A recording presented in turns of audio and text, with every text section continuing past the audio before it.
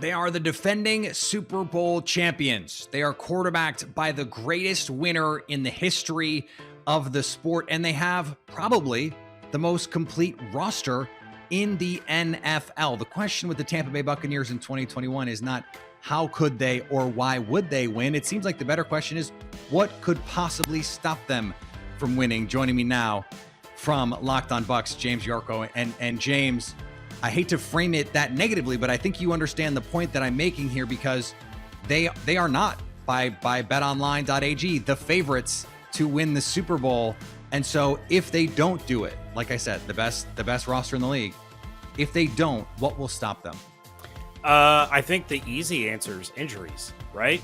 You know, they're loaded top to bottom. They're the first team in the cap era to bring all the starters from a Super Bowl championship roster back.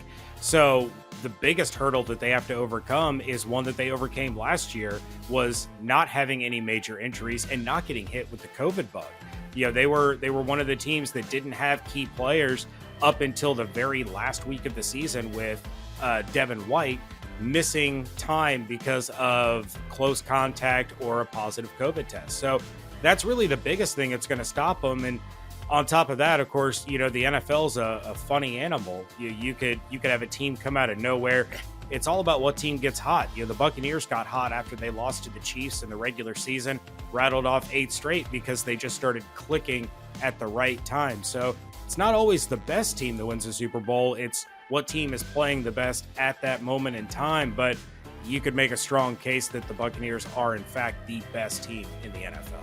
And, you know, flipping this from my original question, this is a Buccaneers team that coalesced, like you said, the middle of the season, no offseason because of COVID, limited preseason, or no preseason games, but limited training camp.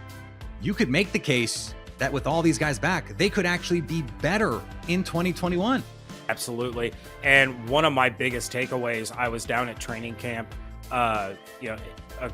this past week. Antonio Brown's going to explode. This guy having a full offseason, he understands the offense. Tom Brady, find someone who loves you the way Tom Brady loves throwing to Antonio Brown, because it's no joke. It is this team could end up with 3 1,000-yard receivers in Evans, Godwin, and Antonio Brown. Again, health is going to be a big issue.